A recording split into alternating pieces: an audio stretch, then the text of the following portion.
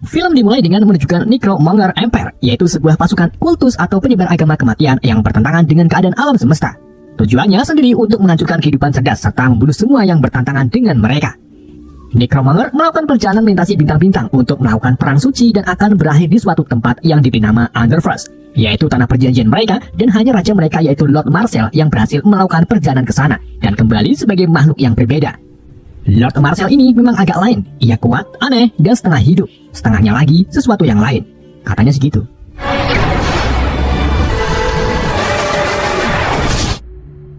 Sementara itu di planet UV, Riddick yang kini muncul dengan tampilan rambut gondrong lari dari sekelompok pemburu bayaran yang dipimpin oleh Toms. Riddick lalu memancing mereka ke dalam goa dan membunuh mereka satu persatu dalam kegelapan. Ia juga menginterogasi Tom tentang siapa yang memperkerjakannya, dan dijawab kalau itu dari seseorang di planet Helion Prime. Riddick kemudian melemparkan Tom dan mencuri pesawatnya untuk pergi ke Mekah baru yang berada di planet Helion Prime. Selama perjalanan, Riddick menyadari kalau tak ada seseorang pun yang ia bisa percaya, bahkan orang sesuci Al-Walid. Sebab tak ada lagi yang tahu keberadaan dirinya selain orang yang pernah ia selamatkan 5 tahun yang lalu, yang tak lain lagi Al-Walid dan Jack. Saat Riddick mulai mendekati planet Helion, ia dibangunkan oleh sebuah portal dari dunia lain, di mana di situ datang seorang wanita yang mengingatkan Riddick tentang siapa Riddick sebenarnya. Tepat setelah Riddick terbangun, ia tiba-tiba sudah sampai di planet Helion. Riddick dipepet oleh pesawat penjaga Helion yang memintanya untuk mendaratkan pesawatnya. Tetapi Riddick menolak dan menyerang pesawat itu sampai jatuh. And the holy man. Singkat cerita, setibanya di kediaman Al-Walid, Riddick menemui Al-Walid dan marah-marah kepadanya karena telah membeberkan tempat persembunyiannya. Tetapi Al-Walid menjelaskan kalau ia tak berkhianat, kalau bukan karena invasi yang akan datang. Riddick kemudian berhenti marah kepada Al-Walid saat melihat putri Al-Walid yang bernama Ziza. Saat melihat Riddick, Ziza terlihat kagum mengingat cerita Al-Walid yang mengungkapkan kalau dulu Riddick sering mengambil 5 gorengan tapi bayarnya cuma 3. Riddick kemudian bertanya ke Al-Walid tentang siapa yang membayar pemburu bayaran untuk mencarinya. Al-Walid pun menjelaskan kekhawatirannya kalau alam semesta sekitar akan runtuh oleh pemusnah dunia, termasuk planet Helion. Tak lama kemudian, beberapa orang bertudung tiba bersama dengan Aaron yang merupakan seorang elemental dan juga orang yang menyewa Tom untuk menemukan Riddick. Mereka lalu menceritakan kisah tentang bayi dari Furian yang tercekik tali pusarnya sendiri. Hal itu menandakan kalau bayi itu kelak bisa menyelamatkan alam semesta, dan mereka yakin kalau bayi itu adalah Riddick. Ras Furian sendiri memang dikenal sebagai ras pejuang yang sudah lama punah, dan menurut ramalan Aaron, orang Furian bisa mengalahkan Necromancers serta mengembalikan keseimbangan alam semesta. Al-Walid kemudian memohon kepada Riddick untuk membantunya melawan Necromancers, namun Riddick dengan mudah menolaknya. Bersama dengan itu, beberapa prajurit Helion muncul menerobos rumah Al-Walid setelah tahu kalau ada seorang buronan di rumahnya. Para prajurit Helion itu berhasil menemukan Riddick di sebuah ruangan gelap, tapi dengan singkat berhasil dikalahkan oleh Riddick.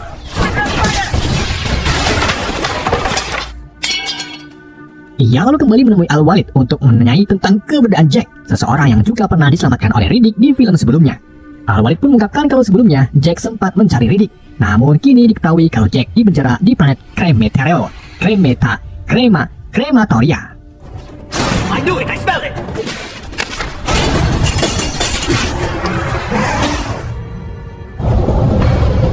Di waktu yang sama, Necromancers tiba di planet Helion dengan ribuan pasukannya. Semua warga di sana mencoba untuk mengungsi ke tempat yang aman, begitu pula dengan Al-Walid dan keluarganya.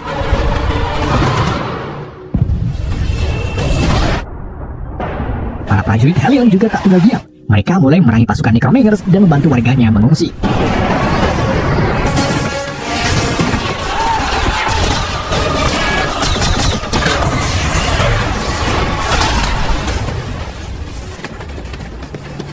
Saat bersembunyi dari prajurit Necromancers, Riddick mengajak Al-Walid dan keluarganya untuk pergi dari planet ini. Tetapi Al-Walid menolaknya dan yakin kalau ia serta keluarganya akan aman di tempat penampungan. Bersama dengan itu, prajurit Necromancers menelusuri jalan bersama anjing pelacaknya yang disebut Lancor. Namun kali ini berbeda, karena mereka menggunakan orang sungguhan yang sempat kehilangan bagian tubuhnya, dan dengan teknologi medis, mereka tetap hidup sebagai alat pelacak.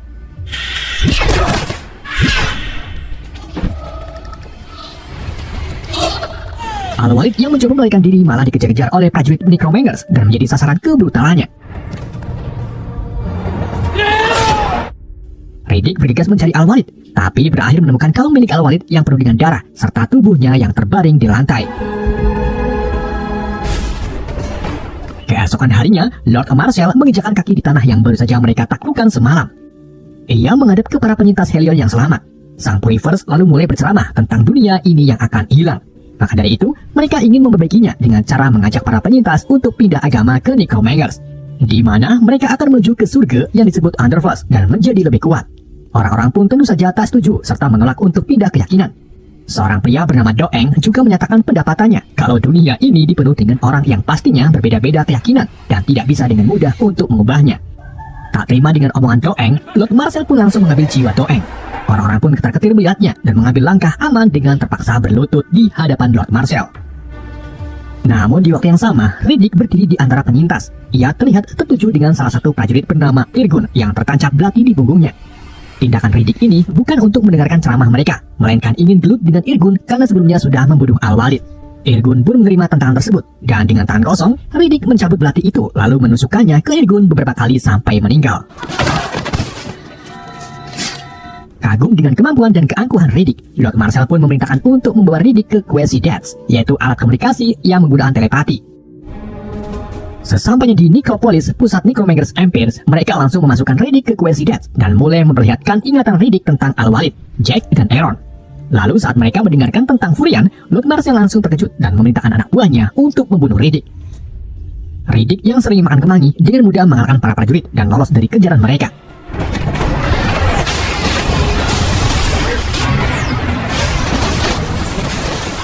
Dalam pelariannya, Riddick berhasil ditemukan oleh Toms dan kru barunya karena tak membuang alat pelacak di pesawatnya. Karena Riddick buron epik dengan harga mahal, Toms pun membawanya lagi untuk diserahkan ke pihak lain. Where do we drop your merc killer? Saat di pesawat, Toms bertanya-tanya siapa yang akan membayar mahal untuk nyawa Riddick. Riddick pun memancing Toms agar menjualnya ke penjara krematorium, tempat Jack dipenjara. Oh, back of the bus and shit. Dig it straight into their teeth. Di armada Necromancers sendiri, Fako yang merupakan komandan Necromancers lalu menghadap ke Lord Marshall untuk memberitahu tentang jejak Riddick, yang dimana Lord Marshall menyuruhnya untuk mengikuti Riddick. Namun Fako menolak membawa pesawat perang hanya untuk mencari satu orang saja. Tetapi Lord Marshall bersikeras karena tahu kalau Riddick bukanlah orang biasa. Fako lalu menemui istrinya yang bernama Dame Fako. Dame Fako mulai menghasut Fako untuk menyingkirkan Lord Marshall dan menggantikan tatanya. Ia menyuruh Fako untuk menjalankan tugasnya terlebih dahulu, sementara dirinya menyelidiki siapa sebenarnya Riddick sampai membuat Lord Marshall terancam. Singkat cerita, pesawat Toms akhirnya sampai di planet Krematoria yang memiliki suhu es krim di bagian permukaan yang terkena sinar bintang. Mereka hampir saja terkena suhu es krim sebelum akhirnya tiba di pintu masuk penjara.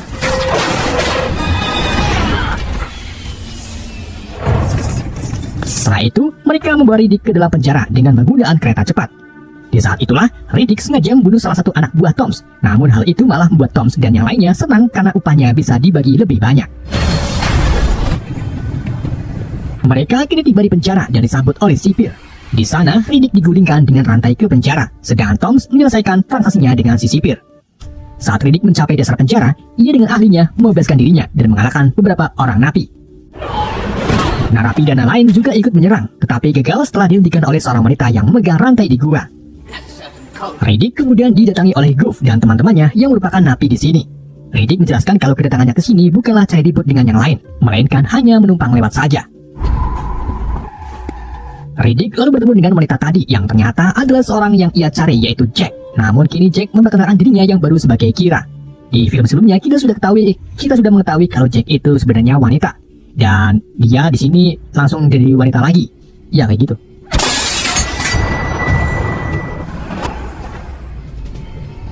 Sedangkan di tempat lain, sang Purifers mendekati Fako yang mengatakan misi mereka kali ini lebih berat.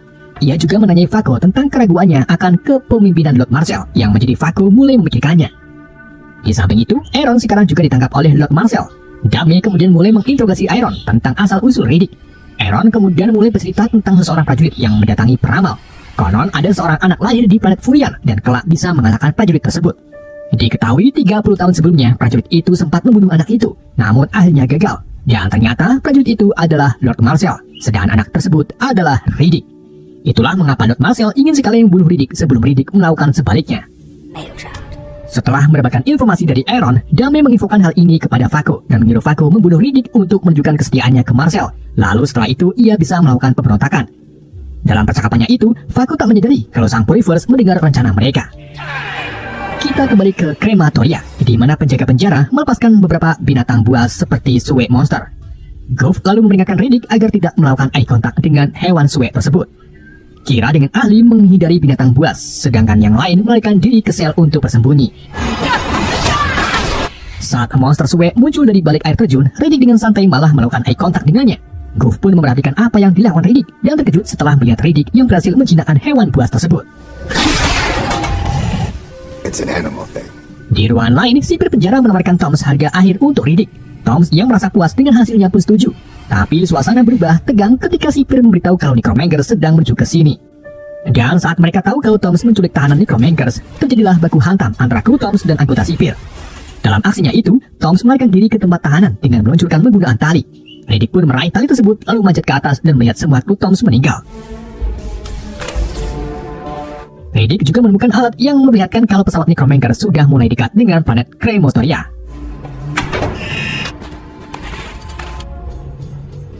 Goff dan teman-temannya lalu mendatangi Riddick. Di sana Riddick menjelaskan kalau para sipir penjara sudah mengosongkan berangkas, melarikan diri, dan menghalangi pintu sehingga tak ada orang bisa mengikutinya. Riddick bisa tahu tentang hal ini karena sebelumnya itu rencana Riddick. Sebelum melarikan diri, Riddick mengunci Tom di antara kandang di antara suwe monster, sehingga Tom tidak bisa keluar dari sini.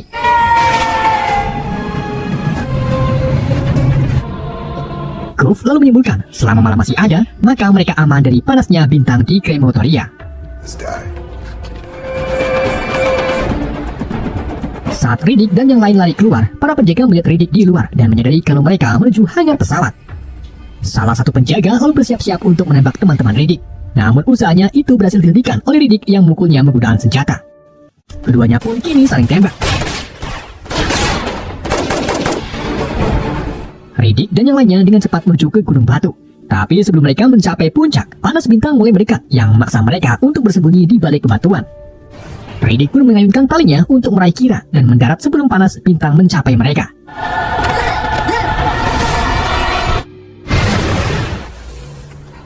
Singkat cerita, mereka akhirnya sampai di puncak tepat saat Necromancers tiba.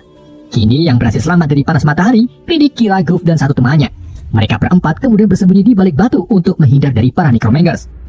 Namun di waktu yang sama, Lesor mendeteksi keberadaan mereka yang membuat para prajurit mengecek area persembunyian Riddick.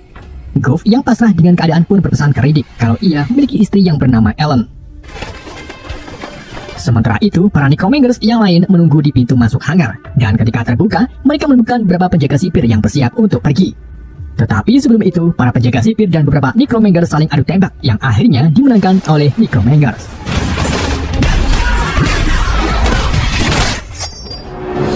Bersama dengan itu, Riddick dan yang lainnya mulai melakukan penyerangan melawan Necromancers.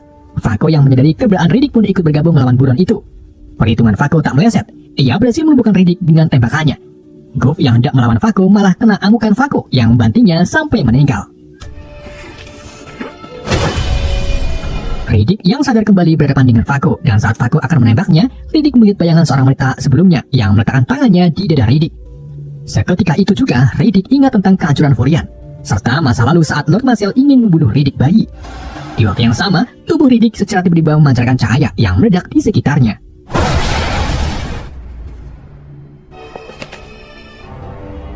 Kini api bintang mulai mendekat. Fako dan beberapa Necromancers pun langsung pergi bersama Kira karena mereka berpikir Riddick sudah meninggal, sedangkan sang Purifier memilih untuk tinggal. Ia lalu membawa Riddick ke dalam hangar. Dan setelah pesawat Necromancers pergi, Riddick sadar kembali. Sang Purifier lalu menyampaikan pesan dari Lord Marcel yang menyuruh Riddick untuk pergi menjauh. Maka dari itu, Riddick tidak akan lagi diburu. Namun, yang Riddick pedulikan hanyalah keberadaan Kira. Purifier kemudian mengungkapkan siapa dirinya yang sebenarnya, yang ternyata adalah ras Furian juga.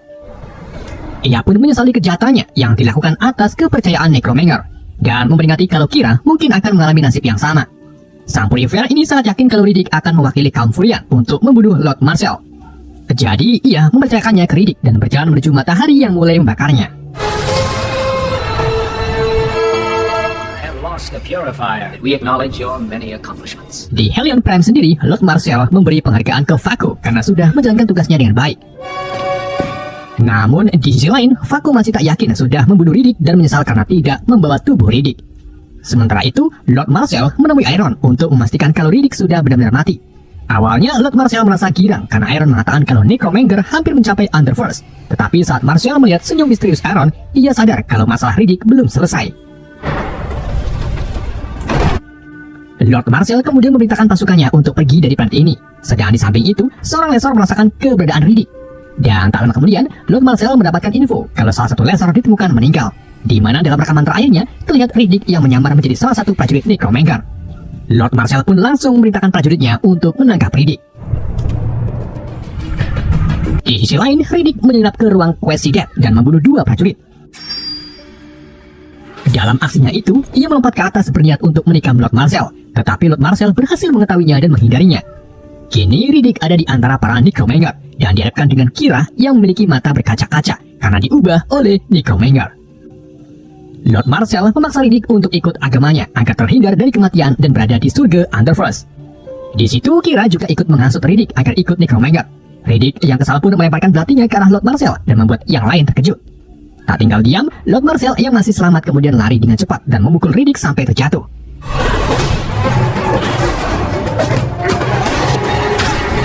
Keduanya saling adu mekanik sampai akhirnya Lord Marshall memegangi kepala Riddick dan perlahan mengeluarkan jiwanya.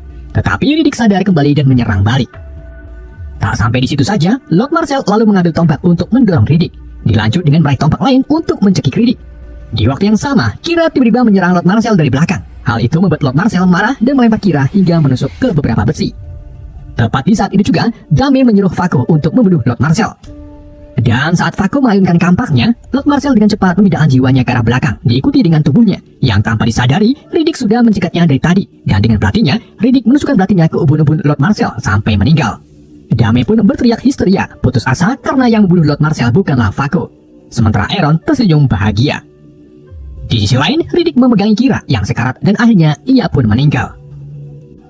Riddick kemudian duduk di atas takhta dengan kesedihannya, sedangkan Fako beserta Necromancer lain berlutut hormat di hadapan Riddick karena Riddick sudah membunuh Lord Marshall. Film pun bersambung.